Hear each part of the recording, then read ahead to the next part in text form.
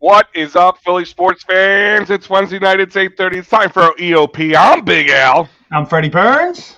Freddie's back with me tonight. Joe is at a concert, so it's just got the two of us. But no, don't forget, we brought Pearl one more. Jam.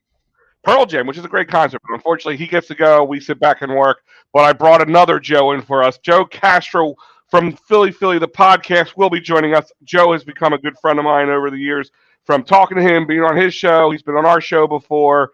And he just has great insight, and he's growing like crazy. So I can't wait to tell you guys all about all the cool things he's doing. But we have a lot of Philly sports to cover tonight. We got Eagles, of course, winning in Detroit, but you never know if this team won the way this city reacts some days. Also, we have Phillies on right now. The Phillies are up 3-1 if you just tuned in recently. And there's two other teams in the town right now that we're really not probably going to touch on too much. But we're going to look forward to Monday night, Eagles, Vikings as well. But like I said, first, I want to thank our sponsors, PhillySportsTrips.com, CherryInjuryLaw.com, as well as Dolan's Bar, the most Delco bar. But we're going to get to them in a minute. I'm going to jump right in first. We're going to bring in the man of the hour, Joe Castro. Joe, what's up, brother? What's going on, man? Thank you for having me back on, man. How you guys doing? I'm excited to have you, and I think it's the first time you and Freddie get to work together, so this should be interesting. Yes, sir. What's up, Joe? Nice to meet you. Yeah. Yes, sir. Yeah, it's a good meeting because it's after an Eagles win, right? If we would have lost, it would have been a little sour. But I'm in good mood and good spirits, ready to talk some birds. Dude, you got the podcast voice, the radio voice, man. Right away.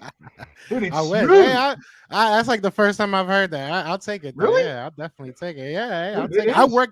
I do it for a job now. So it's like, you know what I'm saying? Maybe that was the thing. I love it. Well, he told me I had a face for it, so I guess, you're the voice, I'm the face. Definitely want a face for it, Al. Maybe he's telling me I don't have a face for it. Should I just stick to radio? Is that maybe Al does not have the face for it. Al does not. Face for radio, I guess. I don't know. But no, but factory drones, like you said, Eagles won in Detroit, and as if you listen to any radio station around here right now, the Eagles, you would not know they won. The way some people are acting, but I get it. I get why people are not as happy with the win because it isn't the greatest win we've seen. But Joe, real quick, let's start with that. Eagles win in Detroit. Did this play out the way you thought? Did this play out the way? Did you have different? I mean, I'm sure different aspirations, but how did this play out in your eyes? And was this to your expectations? It's funny because I was talking to someone about it earlier, and I predicted 31-10. That was my score prediction, or 31-13, I think it was. Either way, I was pretty close in the first half. If the game ended after that first half, I would have been, through the roof. I would have been really excited about this team. Unfortunately, we had to play two halves. I don't know who this team is, so it kind of gets me worried in that aspect. I'm happy about the win. I'm happy about 95% of what I saw from Jalen Hurts. There were some things if you want to nitpick, but I'm happy about this win. I'm happy about how the Philadelphia Eagles offense looked. The defense, which was a question for me going into this game, kind of scared me a bit. But to answer your question, it didn't play out anything like I thought it would outside of the first half. The second half, I don't know who went out there. So that's a little bit worrisome, but I'm happy about it. It's exciting that you started off, and I feel like you look at the whole NFL as a landscape. A lot of teams had rough goings the first week, so you got to just kind of take this win and learn from it, right? I've even said I feel like this is a head coach's kind of guilty pleasure. You have the win, so you don't have to really worry about sulking over a loss or anything, but there's so much on tape, so much on film that you can learn from. And if 38 points is what we do when we're not having the best of nights, sky's the limit for this team. Sure, absolutely. And the comments come from and it looks like it leans a lot more on the defense and Jonathan Gannon, the lack of production from the defensive line for the most part. I think overall the linebacker core definitely looks much better. Kazir White was a man on fire. But let's talk about the defensive line for a moment. And you know me, when I've talked to you before, I'm all about linemen. That's what I was when I played in grade school, middle school, high school. That's what I played, and it's just a different mentality. Yeah. It's odd how everything is right now with the defense. Sorry, I'm trying to add Fred back in here. With the defense, I really thought the defense would eat. Like, I just really thought maybe not as, I didn't think Jordan Davis would have as little time as he played. I would have thought not as much, but more than what he got. Fletcher Cox looked like Fletcher Cox of 2021 in my eyes. What are your takes from the defensive, just the defensive line and the lack of production from them? It's weird because when I've watched this film probably like I've been so busy, unfortunately, so I haven't been able to like sit down and make a video about it, but I've watched this film probably like 40 times, like just trying to figure out what was really going on, because it felt like we had no one up the middle on 90% of these plays, right? You talked about Jordan Davis only seeing 22 snaps. So last year I was told, because I'm a big Jonathan. I do not like Jonathan Gannon right now. And honestly, the more that time goes, the less I like Tracy Rocker as well. And it's obviously nothing personal, but I don't know what happened to my defensive line. I feel like on paper, we've gotten so much better this year. And like you said, you have all these dogs out there. It felt like you were getting off the edge, but I don't know. I don't know what happened to this defensive line, and it's frustrating. And I think that Jonathan Gannon deserves all this criticism that he's getting as much as the rest of these defensive guys do. At some point, you have to realize it's not just the players anymore. Last year, I was fed and I was told that it was the players, that, he had a good scheme, but he didn't have the players. This year, you went on a shopping spree on that defense. We have not seen an offseason like this in a long time, if ever. So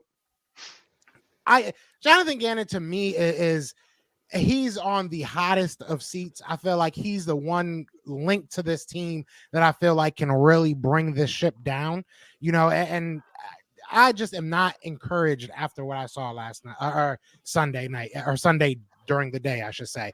I wasn't encouraged at all. And I think that people should be a little bit worried about this defensive line. Obviously, losing Derek Barnett, I'm not saying he's the hugest, part of production for this defensive line, but you're losing depth. We saw a lot of rotation yesterday. The question now becomes, will Jonathan Gannon change? And we didn't see it last year. So there has to be a big difference between last game and this upcoming game, because we're going against another really good run defense or run offense. So we're going to, look, I think Jonathan Gannon, to me, if you ask me if I needed to get rid of it, my overreaction is probably just to get rid of Jonathan Gannon. But yeah, it's very fair. It's very fair that people are criticizing this defensive line. And in my opinion, very, very fair that they're criticizing Jonathan Gannon. And it's scheme. And honestly, if I would hire somebody to walk behind Howie Roseman and Jeffrey Lurie going, Vic Fangio.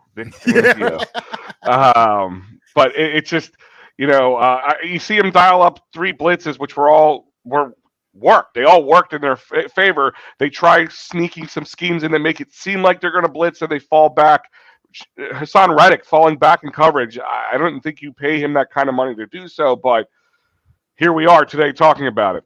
Yeah, I would even say this much. Like, I feel like when I was watching the tape, a lot of these guys, like I said, were getting off the edge. And you look at the defensive tackles, a lot of the time they're kind of asked to move forward. So I can't put it on the players. I just feel like they're not being put in the right position. When you look at a guy like Jordan Davis, he can be elite at run defense. We saw the difference between, when he was on the play versus when he wasn't. I will say that number to me is a little bit skewed, because watching Jordan Davis, he wasn't doing anything crazy. He really wasn't eating up, a bunch of blocks or anything like that. Some of the times he was just kind of there. I'm just kind of worried about this whole defensive line, because I don't know what Tracy Rocker is doing in the the defensive line room.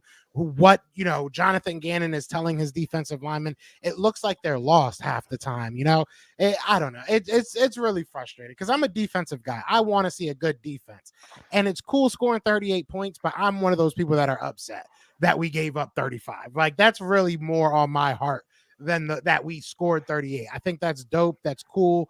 But we need some consistency from this defense. Oh, Fred, we can't hear you. All right, well, he's figuring that out. Now, so bring it back around here. So staying on. Let's talk about offense. Last time I was on your show, we talked about how Jalen Hurts. I wasn't really 100% on the Jalen Hurts train. I always tell people, like, first part, I don't know if you've run into this, how you find it hard to see or believe um, that people are like that you either one or the other, either you hate them or you love them, Yeah. and they're like, I don't know why you can't be in between. And right now I'm in between, but I know it's week one, and I'm not making any decision on Jalen Hurts after week one. But where do you put Jalen Hurts right now? How do you feel about him? Has your thought changed at all? I won't say my thoughts changed. I would say I definitely liked what I saw in the first half of of that game. I won't say my thoughts changed. I will say that was encouraging. I want to see consistency. I think that's my biggest thing from Jalen Hurts, and that's always kind of been that thing.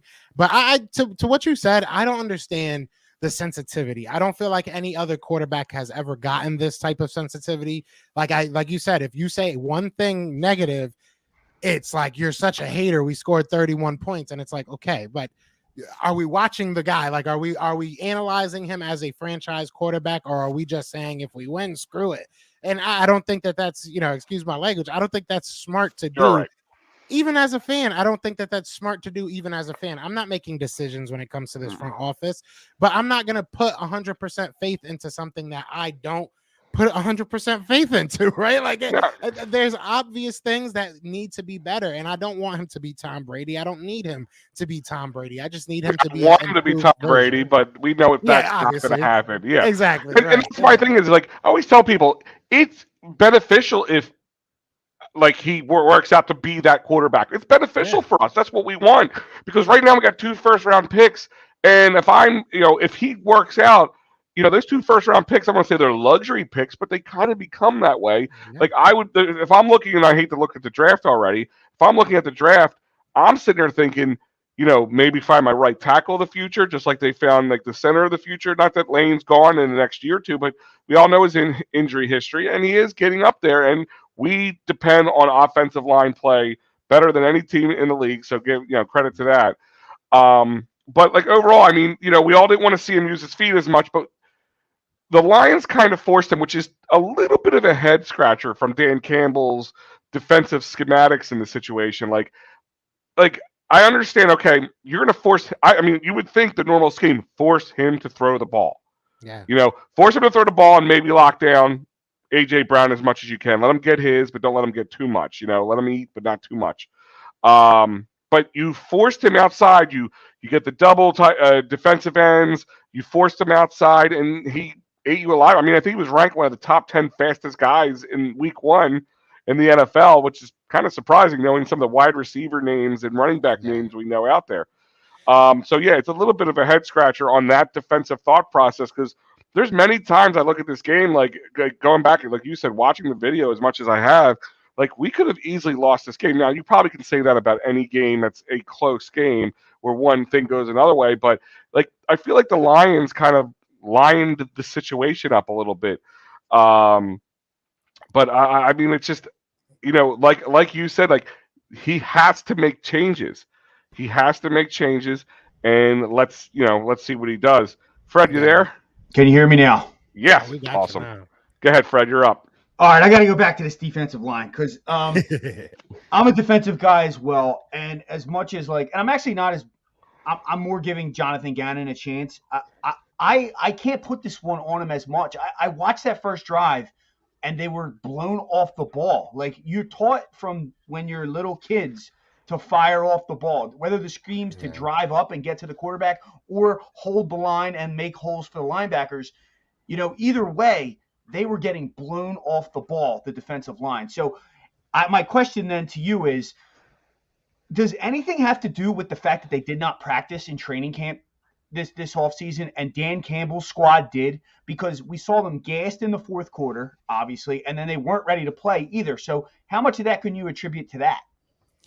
I mean, I guess you could say a little bit. If I'm not mistaken, a bunch of our defensive linemen played outside of, like, Fletcher Cox and Brandon Graham.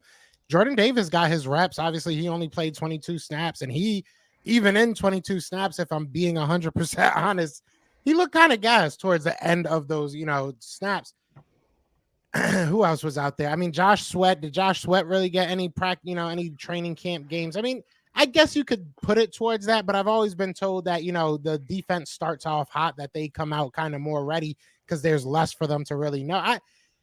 I don't think. I mean, the fact that they weren't hitting, you know what I mean? The whole thing was the injury, don't get anyone hurt. Like even in camp, they're not like light thud, that type of stuff. I mean, you could. That's definitely a possibility, but I think you look at teams like Dallas. Dallas got fined for how physical their practices were, and look where it got them. So I mean, I think that we just kind of got punched in the mouth in the second half. I really do think, and we got punched in the mouth a lot through the first half. It was just that it was masked by good play. Like the secondary made some good plays. We never got that pressure. So I mean, you definitely could. I just personally don't. I think that it's more of the same from Jonathan Gannon. Like I just don't trust his schemes. I don't trust where he's putting the players at this point. I understand that Fletcher Cox isn't 28 years no more. Brandon Graham isn't 28 anymore. These guys aren't the young bucks that we're used to.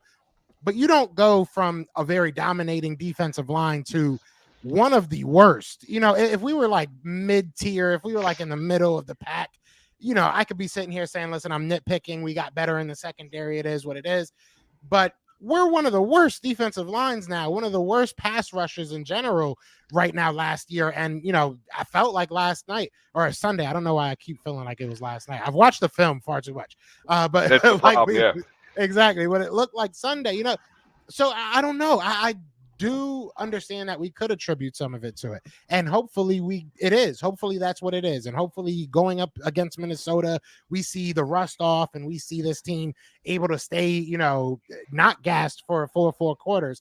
But I don't know. We've seen this before from Jonathan Gannon, so I just don't trust. I don't trust our coaches, and it's making it hard for me to realistically put anything else into frame because I know what I've seen from my coaches, and this is no different from what we've seen from Jonathan Gannon. I feel like throughout his tenure. So I had no long-winded answer. I guess you could say it, but I think it's our coaches. That's really where I'm at.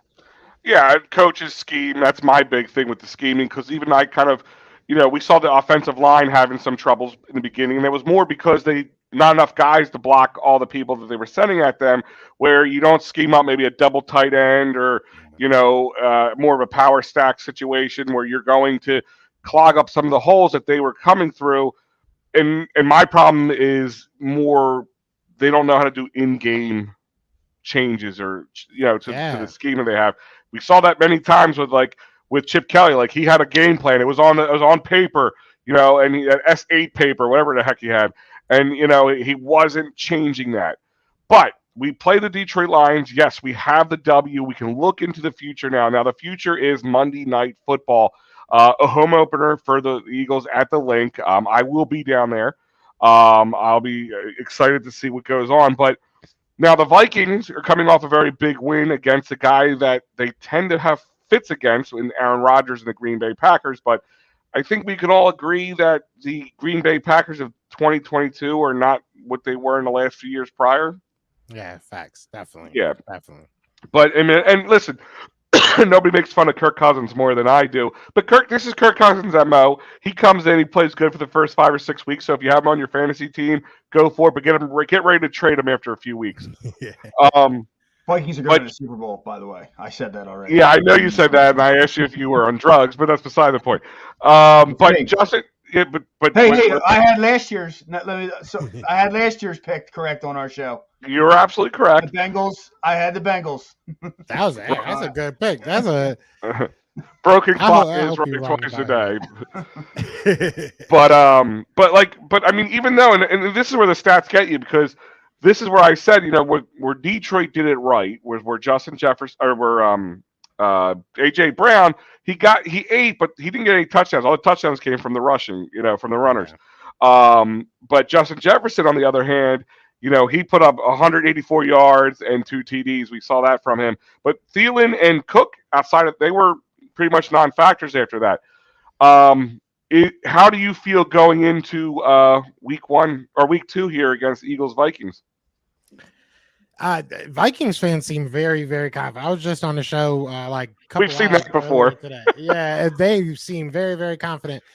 I think, look, if we go out there and we lose this game, that says a lot about us. And I even told them it's hard to scout the Vikings right now because I feel like there's so much stuff that we need to just get better at. So Justin Jefferson is a great wide receiver, amazing wide receiver, and then they have this guy named Jalen Reagor they just picked up. I don't know. I don't know how much of a factor he's supposed to be, but they have him as well. So, you Zero have targets last week. Hey, but those were impactful 0 targets, though. It's the game outside of the box score for him. But no, look, I do think that they have a very good offense. They have a lot of weapons, a lot of guys that can definitely test us. And my biggest fear is probably the run game right now, just because of what we saw what DeAndre Swift did to us. But at the same time, they can, they're going to turn it on with that offense, with that passing offense. That's who they are. I have faith in Slay. I have faith that Slay won't go out there and get absolutely, beat up. I'm sure that Justin Jefferson is going to get his, I just think that Darius Slay gives us an opportunity. I think that Chauncey Gardner-Johnson gives us an opportunity. I think that Avonte Maddox gives us an opportunity. James Brown, no matter where he's lining up, I think it'll be a decent fight. I don't look at any of my cornerbacks or any of my outside of maybe Marcus Epps. If for some reason he's lined up one-on-one on, JJ, I might get a little bit nervous. But, outside of that, I think that you look at all these guys and look, I'm going to take my fight. I'm going to take my chance. I think there's a 50, maybe 60-40 at the worst in JJ's favor, percent that the cornerback will win. I like my secondary this year. I don't think I've said that in a long time. So, I am nervous about their passing game. Don't get me wrong, and I think everybody should be, but it's not like my main concern. I think we'll put up a fight. I think if anything, we might make some big plays because they feel so confident about our side. I think they might feel a little overconfident in what Justin Jefferson can do, and maybe Darius Slay picks one off, or maybe Chauncey Gardner-Johnson's able to get a big hit or something like that. I think we'll be able to take advantage of their confidence in there because I think we are much improved in the secondary. AJ Brown down to the D-line. AJ Brown was such a big factor on Sunday. Now that we have and Jalen Hurts was on the run the whole game. Some that he had to run, other times him just bailing early. Schematic. The Vikings have been a defensive team for so long, and now they have under a new coach, but they still have that personnel and probably that mentality from those players. Adjustment-wise, having AJ Brown on the field, what do you think the Vikings are going to do now to the Eagles to try to slow that offense up? I think you have to do what we were kind of expecting the Detroit Lions to do, right? I don't think any of us really expected, like you said, that to make them go out there and run. So if I'm the Vikings, I'm just going to look, I'm sitting back. I'm going to stay close on AJ Brown, make you go out there and win the game with Devontae Smith, make you go out there and win the game, keep 8 in the box, just try and play man on man. I'm just going to try and do whatever I have to do to test Jalen Hurts. Like whatever is going to make you feel uncomfortable, that's what I'm going to do. If it's making you sit there in the pocket for as long as possible, that's what we're going to do. Like the Detroit Lions did something that I liked is they had that Malcolm Rodrigo guy, I think his name is. That's like, I don't even know when he got the best of Kelsey twice. Bro, I don't even know when he was drafted, but my boy kept telling me about him. Yeah, my boy kept telling me about him, like, oh, this kid's watch, he's gonna spy on Vic. Spy on Hurts. He's gonna be the guy that's gonna make a bunch of plays, and he ended up being that guy. So I'm kind of surprised by that.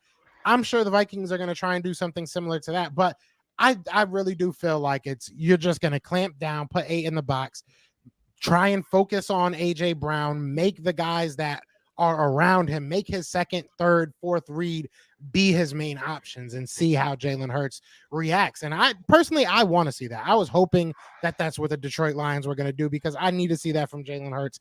I think that would be a solid stamp in his resume. So if I'm them, make him sit there and read the field as long as he can. Agreed. All right. Well, here's and here's my thing is if the Eagles scheming wise, hopefully as of right now, I think their 2 top corners are out for the game. I don't know if it's automatically. I think they have 2 rookies right now who are so hopefully AJ Brown can get his first TD as an Eagle this weekend. And this is also on the other side where the defensive line needs to put. We all know it's a kind of a cliche thing to say, put pressure on the quarterback and he's going to make mistakes. And even Tom Brady, they say that about. But like Jared Goff and Kirk Cousins especially, he's a guy, if you get rattled, and he has kind of this mentality or whatever you want to call it, that when he's on the primetime games, Monday Night Football, he tends to kind of buckle under the hot, bright lights there. But they need to put that pressure on him. But you kind of slipped a little earlier there today. I wanted to ask you, Joe, about this. You said Michael Vick. Yeah. So speaking of Michael Vick, so I wanted to ask you, because for those who are just joining us, this is Joe Castro from Philly the podcast. Who, like I said, if I follow you and I watch you and I listen to you, it's a good product. So guys, follow him on YouTube and all that stuff. Oh, what are you, the end all be all over here, Al? Jesus. Exactly. Listen, there's a lot of crap out there. Let's just Yeah, run I that got the back. big house stamp. I'm good. I'm good. There you go. Seal of approval. But you said Michael Vick, but you also Dante Hall, Adrian Peterson. Yeah. Got a new part of a new job here. Tell us, what is that all about, and what is Fanfield? Yeah, shout out to Fanfield actually. Yeah, I work for Fanfield. It's co-founded by Michael Vick. And it's basically just a new digital marketplace where they're creating NFTs, custom NFT collections for all these guys. Michael Vick being one of them, like you said, Adrian Peterson, Dante Hall. I'm spacing. There's a lot of people that are involved in this. But it's a lot of fun. It's a honestly a blessing from people like you, to be honest with you. You brought me on your show prior to me really having any type of audience on my show. And through what I've been able to build through, YouTube and my community, I was able to get this job, was able to, get to speak with Michael Vick a couple times. So it's a blessing. Wow. It's a really cool project that they got going on over there. So definitely, yeah, the shameless plug, definitely go follow them at Fanfield Sports on Twitter. We do a space every Wednesday with my guy Keem Hunt. He used to play in the NFL and Purdue. So yeah, it's a really, really fun thing that's going on. We're launching everything like right now. So you see me on Facebook a lot talking about it because it's so much going on right now. But I do college athletes, former athletes, current athletes. We just, we do ask anything you want to do on Twitter, anything on Discord. We have our own YouTube channel that we're starting to build up. So there's a lot going on. But yeah, it's co-founded by Mike Vick. He's the freaking man. He's awesome in person. So yeah, it's a lot of fun. Yeah, I've caught some of the interviews. I've caught seeing what you put out there, and yeah, like I said, very proud of what you've been able to do, I like appreciate over that. this time. So it's been awesome. But yeah. So real quick, can you explain? Because there's a lot of people asking about this. Because I shared a couple of the things out and show NFTs. What are NFTs? So yeah, I'm not a savant as it goes. If you ever really want like an in-depth explanation, I would say come to the space because Akeem Hunt, he knows his stuff. He's very, very good at explaining it. But overview, NFTs are just non-fungible tokens. So they're like basically digital assets. So how do I put the way that we're doing it is probably easier to kind of grasp. So think of like sports memorabilia. We have a bunch of hand-signed, material, merchandise, balls, helmets, everything like that. So there's a digital space where you can kind of purchase that, digitally. So you can purchase digital sign trading cards, digital, whatever it may be. It's usually artwork, some type of stuff like that. What Fanfield is doing to kind of differentiate themselves is they're incorporating all this memorabilia. So one thing I can say, there's a lot of red tape that I can't really say, but like one thing I can say is like, if we're talking about Michael Vick, one of his NFTs is going to be actually scene from the game, the Miracle at the Meadowlands. So kind of reliving that moment with Michael Vick. Some of it's going to have audio behind of it, and even as small as just purchasing the moment, but as big as possibly meeting Michael Vick, speaking with him one-on-one on Zooms. And that's kind of what I facilitate. So I'm the guy That's that, awesome. yeah, would kind of be there just being in the middle of you and, speaking to whatever icon it is, not just obviously Vic, but there's a lot of people behind this. So like, but during Adrian Peterson's fight, I knew he was a Fanfield athlete, but I couldn't say anything, which was probably the hardest thing in my life to, Yeah. So it was really cool. It's a really, really cool idea. It's very new. But I think that it brings, because like I said, I'm not a real NFT savant, but it brings people like me, you, that would love to get a signed jersey, right? A signed helmet. But it kind of brings us into a new space and kind of a community type of space where you're now getting to meet these people. And Discord, I said the Discords, I'm telling you, we're doing live question. This is free. This isn't something you have to pay for. The Twitter space is completely free. We're bringing our athletes and our icons on these platforms and allowing anybody in the community to ask questions, to whatever you want to do. You know what I'm saying? As long as it's within the lines of guidelines of Twitter and Discord, we're allowing it. So it's a really cool way to kind of just experience moments with your favorite players. I'm so into learning about NFTs. I know they're non-fungible tokens, but I try and grasp it as well. So I'm definitely checking this out. I'm really pumped up to check this out. It's going to be a lot of fun. I definitely, just go. I would say follow the Twitter, obviously the YouTube and Discord, but Twitter and Discord, it's going to be really, really cool because I have my whole schedule. That's why I was a little bit late, full disclosure. I was looking at my schedule and I'm like, damn, I gotta forget this. And then I get a notification. I'm like, oh my God, I forget this too. It's been a long day, but I could have just like forget. But it's crazy. The amount of people that I have I can't say a name, but I have a Dolphins great, a former Dolphins great that I'm going to have on one of the Twitter spaces to answer any questions any Dolphins fans may have. That's coming up in a couple of weeks. A WWE superstar is going to be coming on in a couple of days. It's crazy. It's insane. We have a bunch of people in behind it. I'm already in. This is awesome, man. If I had to try to classify this from what you just explained, it's almost like a digital realistic memorabilia. It's more than just, like you said, a signed jersey. It's an experience. So exactly. That's really cool. That's really cool. So anything for him, Fred, before we let him go? I just hit follow. I'm in. I appreciate that. Thank you for your time. You're really cool, man. And you know your stuff. I appreciate it.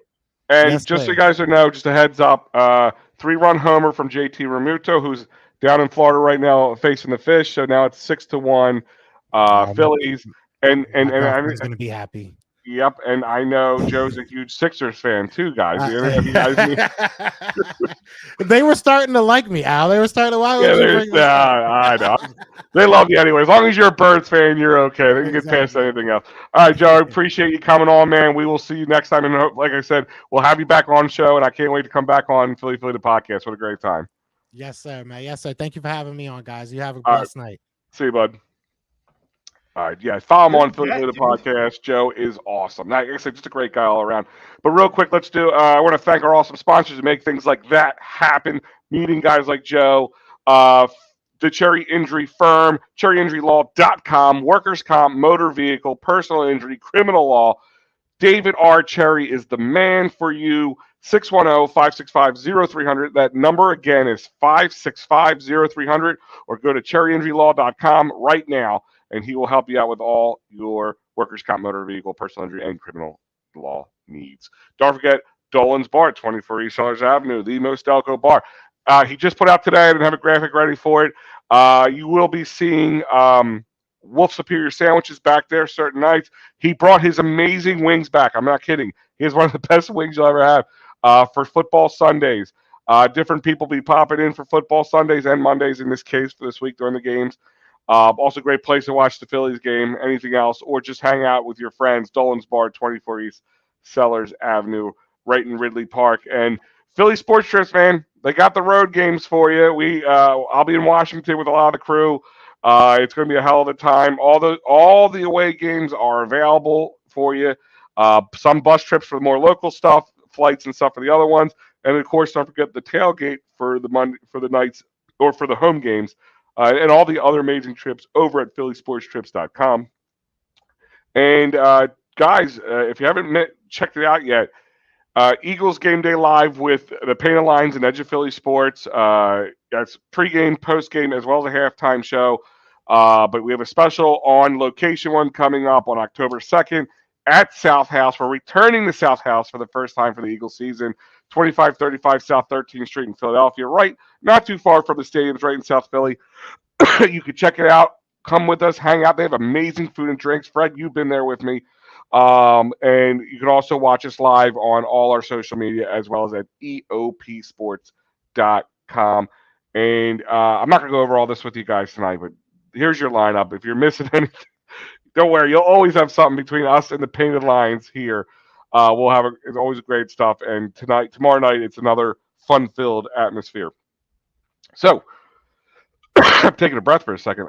Sorry, I'm coming over. Like I don't know if I have bad allergies or a head cold. I'm just kind of getting over it. It's got a little of that post nasal drip.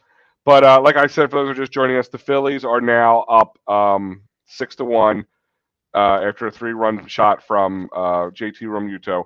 We're going to jump back into the Eagles talking probably towards the end. But real quick, let's jump on the Phillies. So, Fred, I mean, is it wrong for me to be overly excited and kind of, I don't want to say, I want to say guarantee, but like playoffs bound, feeling like I'm ready to buy my tickets? I don't think you listened to me, Al. I'm back for 1 week last week, and I told you, there's no way that this team is not going to make the playoffs. I also told you they're going to take 5 out of 6 in the next 6, which they did. Sure. They should have took 6 out of 6, though. I have absolute no. I don't know if you want to get excited because I don't know who our opponent is. I think you just enjoy the ride, like I've been saying. Like get excited, but let's enjoy September. Let's enjoy the wild card chase. Let's enjoy being up 4 games right now, or 3.5. Enjoy that type of thing because this is a team that is not folding in September. They're not. And it got a little scary there in the beginning because that road trip, what were they, 1-5 on that road trip? And that was like in the Labor Day weekend into September. So we're like, oh man, here we go again. Is the same thing going to happen again? But I just don't think it's the same deal. I think the schedule is way too easy for it to be that bad. And they've already taken 5 or 6 here from bad teams. They beat the Marlins last night. They're up 6-1 now. I just think this is a team that's going to the playoffs. Yeah, I mean, I really believe so too. I even went out and bought my 6-game package so I can lock up my playoff tickets. Let's talk about last night's game. I mean, I know this game's going on right now, and last night was a little closer, but two people, your 2 stars of the show last night, of course, would be Nick Maton with his 2-run blast, put him up 2-1, off arguably possibly the National League Cy Young Award winner. It just seems that he just struggles against the Phillies.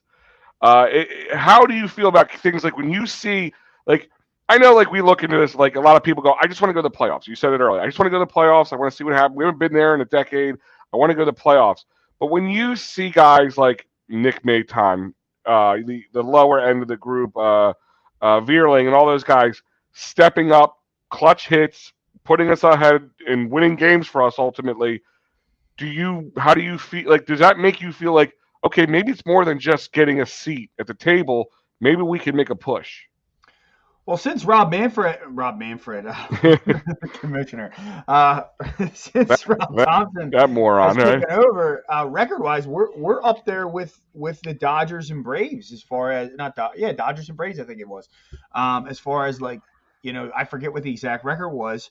So yeah, I think we can make some noise. The problem is winning on the road, which it's very likely that when we do make the playoffs, we'll have 3 games on the road because, that's how they're doing it. Best of 3, you play at the higher seeds stadium. Back to what you said about Nick Maton and Alcantara. I mean, it's not really that he struggles against the Phillies. It's just like he gives up 2 runs. It's just his team can't seem to score on those nights. Kind of reminds me of what we used to do to Cole Hamels all the time, like, yeah. Well, it's always at the end too. Like he seems to kind of dominate those first 5-6 innings, but after that, and mainly with the Phillies because he does stick in for like I think he averages like 6.5, 7 innings, and he usually he is like less than 2 ERA.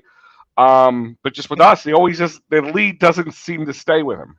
It's that third time through the order, and Nick Maton's the only person this season to hit 2 home runs off him. That was his, and it was in 5 days. That's the other thing. How funny is it that every time we see the Marlins, we see Alcantara? Like, it doesn't happen that often that you see their ace every time. And now with the change for next year, we're going to see the NL East a little less, and we're going to be seeing every team in the league.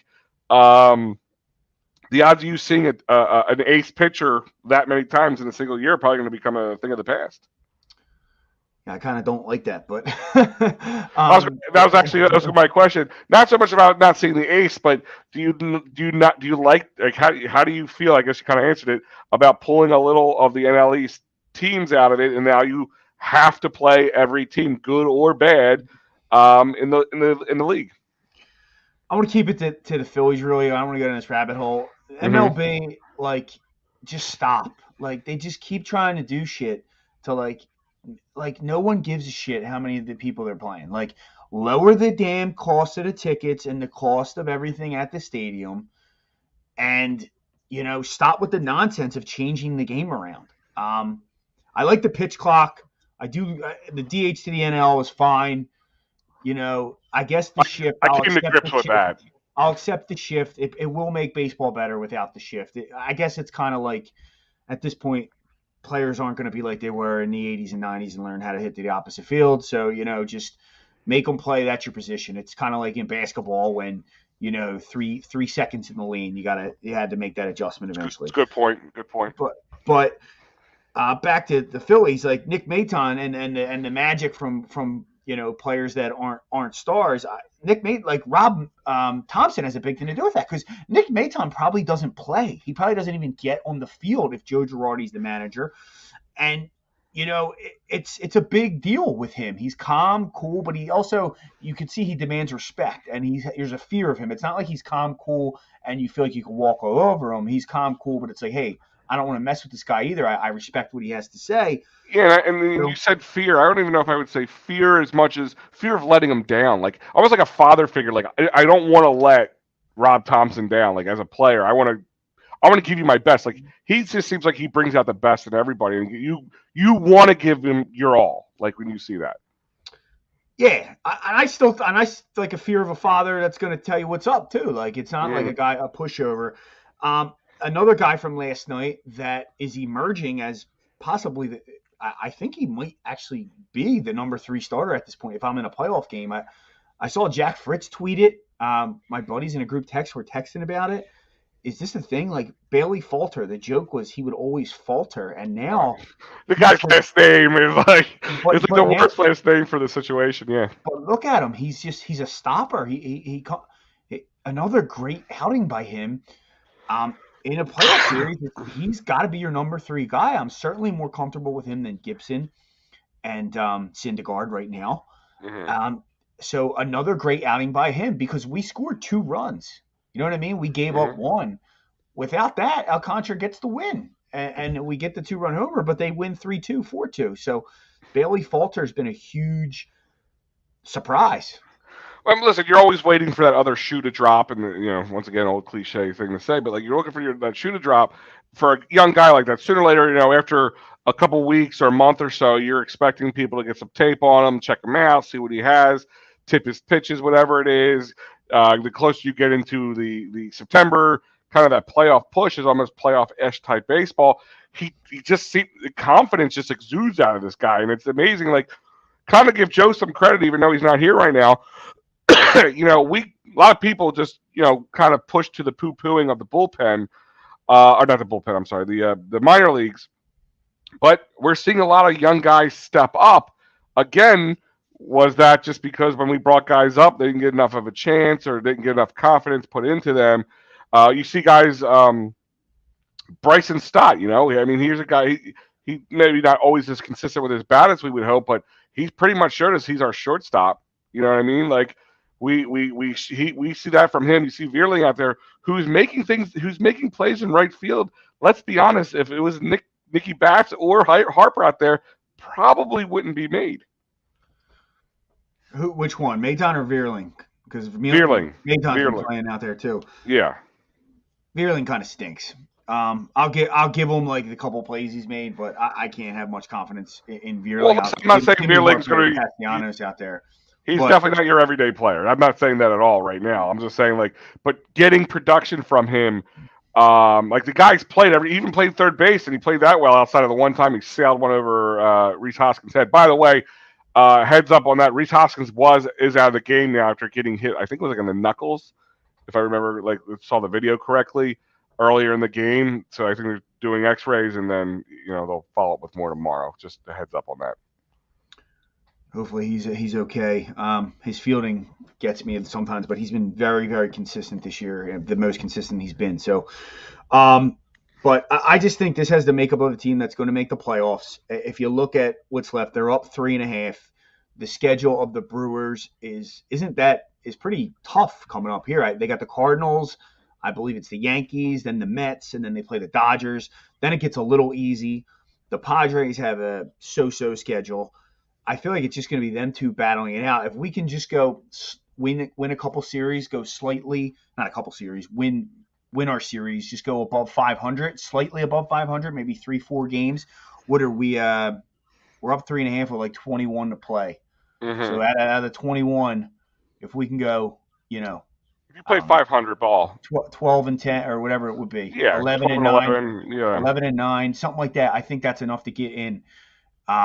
We got this Brave series coming up. What are you looking for out of this? Because I just don't want to get swept is how I look at it. I want to go beat the Braves and I want to show we can play, but I really don't think that matters. Like, because when you're in the playoffs, if you got lost 3 games to them or beat them 3-0, actually it probably hurt you more if you're on a winning streak because you're probably going to take them a little later. I just don't want to get swept. Just maybe win the series, don't get swept. But if we somehow do sweep the Braves, now we're talking like, can we make a run here at that top wild card to get a home playoff? Because then now we're around. Wow, they're like 10 spots above us right now. Yeah. Well, we got another series against them though. So that's right, we too. That's right. You're right. So you would now be at 7. I don't think it's going to happen, but I would start thinking about it if they swept them. But let's not get swept. No. Yeah. I mean, I kind of go back to that Mets series, that first game. Even though the Phillies lost, but it was like a 1-0 game, and it had that very playoff like atmosphere. I mean, there's no moral victories in sports, but if you can, I don't want to just not get swept. I don't want to get walloped anywhere. I know a pitcher can have a bad outing and throw it up, and then the team, the whole game can fall apart. But I want to show. Right now, I think right now baseball's taking a big backseat to the Eagles. Let's just call it for what it is. It is taking a big backseat. When the Philadelphia Eagles start playing, until this team is in Red October, they're going to take a major backseat. But it is what it is. That's how baseball's built, and it's like, unfortunately, baseball. You're in the heart of your season when football season's starting. Like, if it was like basketball or hockey or something, maybe they could. It would be a little different. But with that being said, is like I just want to see them. Like, I want people to I want to pay attention to them. Because, for instance, the Phillies were playing on Sunday, right? Except until the rain delay came. I had my iPad with the Phillies game on right there in my cup holder in my recliner. Like, so I could watch it and keep my eye on it. Yeah, like, so like that's what I'm saying. It's 2022. I understand you say it's boring, but you could still find it relevant.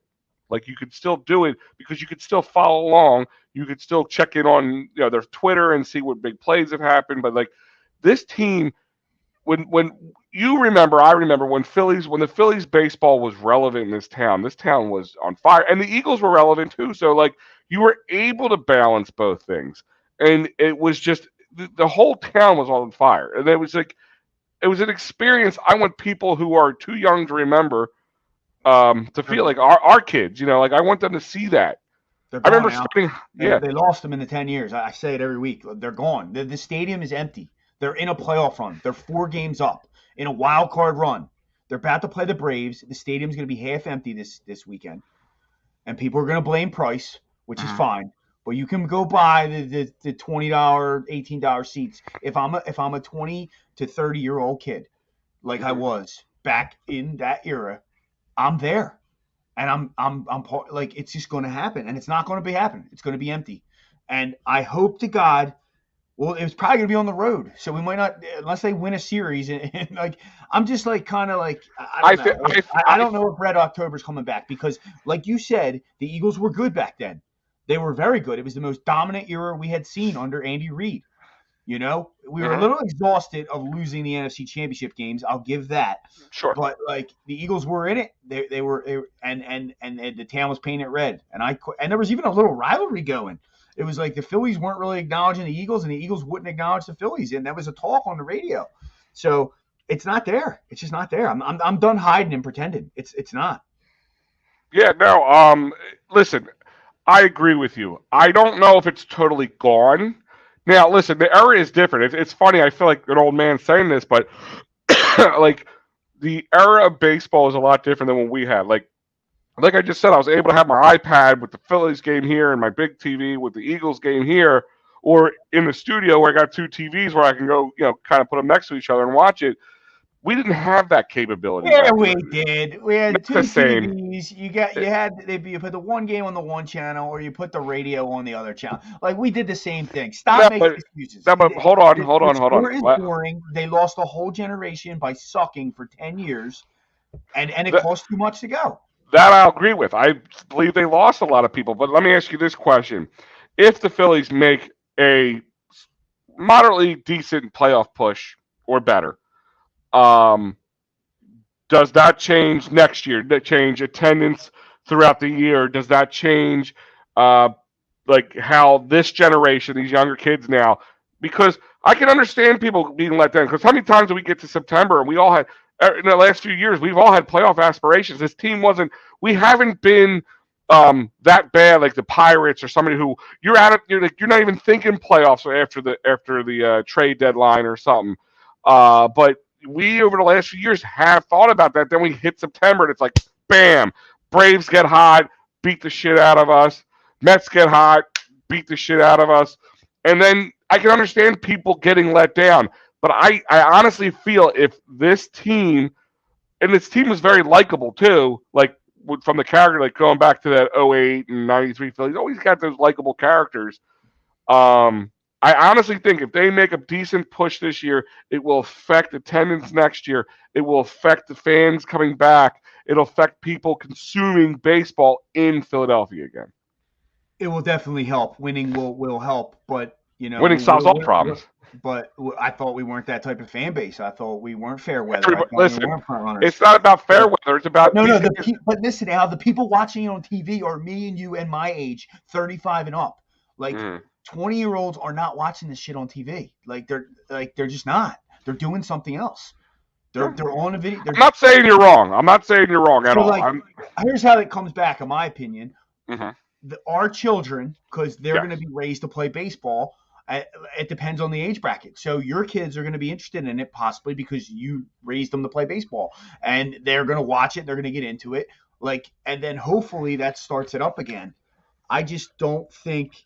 I just feel. I think I'm jaded by my little brother's friends. He's 28 years old. I texted him and he just doesn't. They just don't even. I was like, your generation sucks, and he's like, I know we do. Because he was raised on it a little bit because of my dad and me and then my other brother. Like we kept it going, but they're just that's what it is. Like that park was filled with not old like 40. You know what I'm saying? Like us going down is different. Like it was filled with it was the place to be, man. Let me ask this question: how do you feel about this? Like I've taken my kids to a few games this year, and like I'll say the two of my two younger kids, my 13-year-old. He's just not into sports, so he likes it. He likes to hang out, get the hot dog or whatever food he wants. He enjoys it. My 7-year-old Mikey, he's more into it, more into the screaming, the atmosphere of the situation, and I feel like that plays into it. But let me ask you this question then: with what you said, let's jump in a time machine, go about 50 years in the future. Is baseball are baseball players making half the money? Like, are hockey players making more money than baseball players at that point? Like, is like the MLB not the business it is today or was in the last 20 years? I don't think. I really don't. I used to play this fake thing in my head that it's always going to be here, but things fall off. I'll be 90 then. Oh, unless they lower stadium size, they have to figure something out. They have to cut the prices. They have to make it like when we were kids. You would open a thing of hot dogs and get 10 free tickets to a game. Mm-hmm. I'm going to the Phillies game. I don't even hear about getting free tickets to a Phillies game. I remember in school you sign up for safety night and all the safety in sixth grade you all went. It was you paid $10. Your parents paid $10. You went down with the school. Mm-hmm. Maybe that is happening still and I'm not aware of it. I think it was really good what they did with the cancer night with Nemours. That was outstanding. Mm-hmm. I'm going to be involved with that in the future. I think it's great what they're doing there, but like overall, like you got to get the young kids there, and if that's going Is that on guys like you and me? Not you and me per se, but the guys in our yes, late 30s, 40s, bringing our children yes, to these events because like I said, like you said earlier, the cost is still the cost, and like you said, because there's the amount of games, it makes it real expensive. So buying season tickets are probably going to become less and less over time, except for like businesses and companies who have a lot of money who give them away as whatever. But like I said, I bought a 6 game ticket package for the playoff push because that locked me in for a playoff tickets when they become available. Um, they also have I call it the Netflix version of the ticket package where I think it's $50 a month and you got every game. I think it was except for the home opener. I think it was the only one that didn't count. Which is really weird, but whatever. So $50 a game for that month. But if you or me for $150 a month, you could take you and 2 kids or you and 2 people.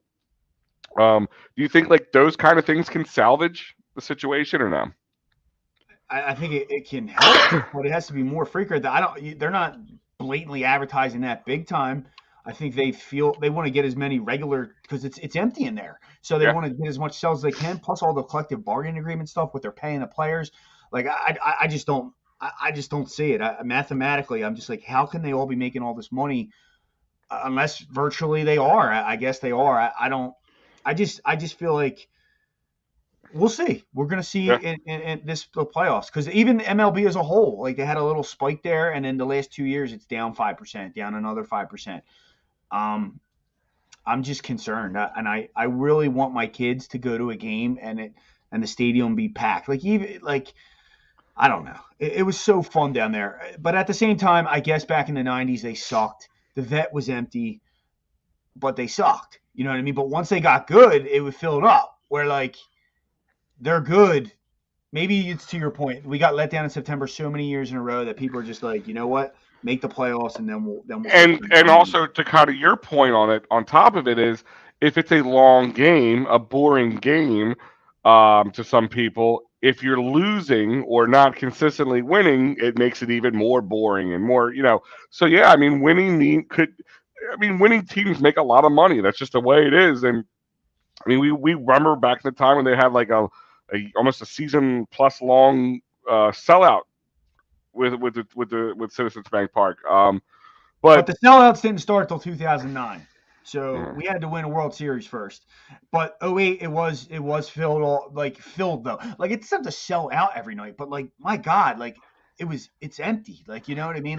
Like that's just what like if it was like 30,000 there, I'd be like, it'll fill, it'll be good, but it's not. It's like 20, and then like I mean, I was there on Saturday, and they had 36,000. I believe they announced was the number. Okay.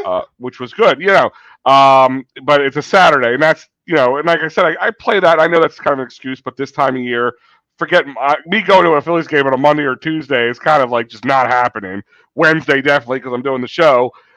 Maybe a Thursday, but and start of school and all that stuff. But I honestly believe this team starts winning consistently, and you got to listen. And that's why these players you have to kind of bring names in or have guys who could become like. That's why a guy like Bryce Harper, he can help you sell tickets. Like those totally are. Agree, Joe. What do you say? Keep going. I was listening to you as well. I was just telling him totally agree. Like my older son is 20, and his friends are all 20 and 21 range. I gave him 4 tickets out of my package because I knew I couldn't go. I'm like, here, go, and they had a great time. And I'm sure, like, they didn't spend a lot of money, but they're college kids. So, I mean, I think that plays a lot of factor into these early 20 kids because it isn't cheap. Even just think about it. If you just go to watch the game, so I mean, ticket and parking. Let's just throw that out there, and you go with a few people, so parking you can split. I mean, you're still looking at $30-$40 without breaking a sweat. Dude, you're almost at $25 if you have 2 beers. Like I mean, I'm saying before you buy a soda, anything, seat and parking. I know. I'm saying then you get in there, and then your kid wants. I don't know. Oh, whatever, chicken fingers and fries. Like I don't like, you know what I mean? It's or ice cream. It's like $8. Like what? Like it's just crazy. I spend if I take I take the 4 tickets, I take my wife and 2 kids. I'm looking at least $150, and that's bare minimum. Like that's not including the tickets. I'm just saying. Yeah, And that's fine for a one night outing. But like back in the day, that was a few nights. Like you can get down there, spend 50, 60. Your tickets were 8 to 10, yeah. and the beers were probably 4. I don't know that. I remember my dad. That's what, and then you got the peanuts and what, you know what I mean. So like you're leaving there, you only spent $70, and you do that a couple times a year, where if you're dropping 150, and the 150 is the minimum, so you're talking really probably 200 for a family of 4. So right now, in relief, right now is Zach Eflin. So first time we're seeing him back since he came back. So let's see how he does, because that seems like right now what is going to be his role, maybe a long guy out of the pen. If say like somebody has a bad game and they only go 3 or 4 innings, here comes Zach Eflin to go 3 or 4 more innings, which is interesting to see how this plays out. But like I said, looking forward, I'm not looking past this game, but all intents and purposes, I feel like if he gets this out, especially, this is a W for the Phillies again. We win the series against the Fish. We have one more game with them tomorrow. And then Health coming around the corner. You bring up Eflin. Dominguez is activated. Just got activated as well. And he looked great last night. He looked really good. And you know what, Alvarado, man, let's not look past him. Like I know he's had his ups and downs, especially at the beginning of the year, but he's been dominant. He's been dominant. Someone told him. And to your point about down there in the AAA or whatever, they're teaching these guys, and when they come up through rehab or through their assignments, to get better, and it's definitely helping. And you got Wheeler coming back and Castellanos. I think anytime September 20th or later. And I think the Phillies realize their schedule, because apparently Wheeler told someone, I forget who, I heard this on 97.5 or that he could pitch tomorrow if they want it, but they're just telling him, "Yo, relax, we got these games." Well, that's what I'm saying. Like you look at it, you not to look past opponents, but you play teams like the Nats and the Marlins. You're like, listen, let's see how they do without them for the Braves, and then if we have to worry about the Braves for whatever reason, that those wins become more important, you have the other 3 games against them.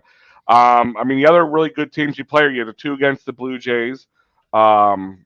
Wednesday night's the last dollar dog night for those who care. And then the Houston Astros at the end of the season for the last games, because I think we only have like of the 20. Would you say 21 games? I think we only have like 2 more series, right? What do you mean? That are home. Series? Mm-hmm. Yes, correct. This is the final Braves home, and no, next week is. Next week is the final Braves. They're away, I think, for Atlanta for this one, right? Because I'm pretty sure, because my tickets are for next weekend, so that has to be the way it is. And then okay. Because because I think it's the Blue Jays. We have two against the Blue Jays, and I think 4 against the Braves, right? And that's the Braves are first. So yeah, we got the Braves, Blue Jays, Braves again at home, and then that's it. So it's Blue Jays and the Braves are the last 2 home game series for us. Yep. That's it. So it's interesting how that'll play out. I mean, we talk about needing a full stadium. Well, they're not going to have many full stadiums to worry about after those 2. So like I said, I love baseball. Maybe it's my just love for it. It blinds me to seeing what's happening to the sport. I mean, I see it. I don't like it. I'm hoping it'll turn a corner, or maybe it'll go and come and go in waves. I mean, after the strike in the 90s, it took the home run race to make baseball enjoyable for people again. So, I mean, do you play any factor into the strike in the beginning of the season that maybe plays in the factor with people, or not? Nah, I don't. No.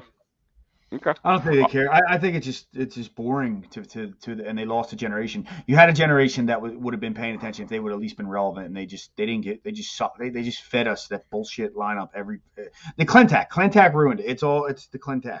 His little time here was, you can't do the process in the sport of baseball. Mm-hmm. Yeah. No, I got you. And we're coming to the end here, and so like I said, right now it's 6-1, top of the 9th. With the Phillies are at bat, so that means the Fish, if they don't attack anymore, have to come up with 6 runs to win this game. Smells like a win for the Phillies. I hate saying it like that, but true facts. So if you're here, we're going to be getting done in a moment. I mean, not too long after the Fighting's finals with our boy Matty B will be coming up. He'll cover this game and looking into the future with you, as he does after every game. Also, the new post-game show, or pre-game, and everything else in between is with Eagles Game Day Live with us at the Painted Lines, pre, halftime, and post-game. This is the first one that we're going to be out on the town for as of right now. And but every game online right here, eopsports.com, YouTube, Facebook, Twitter, you name it, Twitch, we got it. You can join all different guys from throughout the 2 networks, breaking down what they expect to see, what they've seen through the first half, and of course at the end of the game, what happens even on Monday night. You'll be checking it out, and Fred will have that lineup very shortly for everybody to check out who's going to be breaking down all that stuff for you. And like I said, don't forget, we always have a ton of stuff going on here. Tomorrow, there is a lineup right there for you. 1, 2, 3, 4, 5 different shows on top of all the other great content coming out. Check the website as well. Articles are coming out. A lot of the Painted Lines guys are writing for us on our site now, too, so you can see their articles there. Wherever you want to do, check out eopsports.com. Don't forget phillysportstrips.com for all your Philly sports trips needs, from away games to tailgates, Phillies, Sixers, you name it, they got it. Spring training for next year. You want to book your trip now? Go for it. Go to phillysportstrips.com. Don't forget Dolan's Bar, 24 East Sellers Avenue, Ridley Park, the Mostelco Bar. Like I said, they're bringing their wings back for game day. They got wolf sandwiches throughout the week. They have just great time, great people, great atmosphere. Never had a bad time at Dolan's. Tell PJ EOP sent you. And don't forget, cherryinjurylaw.com. David R. Cherry, 610-565-0300. Workers' comp, motor vehicle, personal injury, criminal law, you name it, he can take care of you. 610-565-0300, cherryinjurylaw.com. Let me talk to 2 other people real quick with the Painted Lines, because we just connected with these guys, and I'll just tell you, their Twitter, I'm just blown away. Like, they're like looking at the film breakdown of the Eagles. Like, it is legit stuff. So if you get a chance, go follow. It's Shane Half. It's at half, letter N, half _ TPL, and then also Mr. Crock, CROCK Pot. And you'll see them on our post-game and pre-game and halftime shows. Mm-hmm. I mean, it's not BS guys just talking what they think. They literally bring the video up, break down the film. It's really, really good stuff. I was blown away. And you'll find it all right here too. EOP Sports, all their live shows, the Party on Broad, Chalk Talk are now, and we're going to start podcasting on our network too. So if you miss it, you can find it at eopsports.com and all our networks. But the Painted Lines, I'm just going to throw that out there, kind of go along with what Freddie said. We've only been working together for a short time, but it has been an amazing time so far. And the sky's the limit, because, guys, we'll have a finals following the Flyers games and the Sixers games. We'll be bringing you so much different things coming throughout the rest of 2022 and further into 2023 and beyond. So it's been a great time. So, yeah, check out the Painted Lines as well. And like I said, all the collaboration we'll be having with them. Fred, anything else you want to say before we head out? My mic drop messed up. I didn't really get to talk much Eagles, but I do want to just give a shout out to Rob McElhenney from what's it called? Always Sunny in Philadelphia. So the Giants did like a live video, and Eli Manning was promoting his new show. And he's like, you guys have anything? He promotes it to come down to wherever they're at, and he says, you guys have anything to say? And Rob McElhenney just starts going, go Birds, go Birds, go Birds. And you could tell Eli was kind of visibly annoyed that he didn't expect him to do that. He's like, get out of here. Just get out of here. Yeah. But it was live, so they couldn't take it away. And it was awesome. So, yeah, they him and Ryan Reynolds have a new show, Welcome to Rexland or something. They bought a soccer team or something like that. And it's a show about that. I don't know if it's just a live them following around or they actually made like a scripted show, but they were promoting that on the Manning Cast, which is on ESPN2. And yes, so I saw that too, and I just thought that was amazing. It was great. It was a Because great. Eli hates us. He hates us. It was perfect. We've given him every reason to. Like, we've never shown any love He towards sucks, any of that. so that's why. Listen, we're the ones who came up with the stupid Eli face, and he has to live with that for the rest of his life. But a big thanks to Joe Castro from the Philly the podcast. That's Philly the podcast. Don't follow anything else that sounds like that because there's some ripoffs out there. But it's Philly the podcast. Check him out on YouTube, and of course his new venture with Michael Vick and a lot of other pro athletes, current and past, at Fanfield. It sounds like an amazing thing. So I can't wait to check it out myself. Fred, I guess you'll be back Monday night. We'll see you on some of the post game, pre-game, right? You're part of that? I'll be the. We haven't ironed out the schedule, but yeah, I'll be. I might be on all three or just two. I probably halftime and post game, but okay, there'll be something good in the pregame around 7 p.m. as well. All right. I'll be down at the stadium, hopefully getting some inside coverage for you guys. I'll feed everything I need to you guys, and maybe a beer or two in the process. I don't know.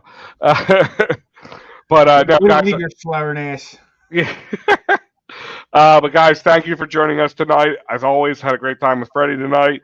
I'm sure Joe will be back on next Wednesday. You get to see Joey back. I'm sure you all missed him. He'll tell you all about Pearl Jam. But so I'm Big Al. I'm Freddie Burns. And we out.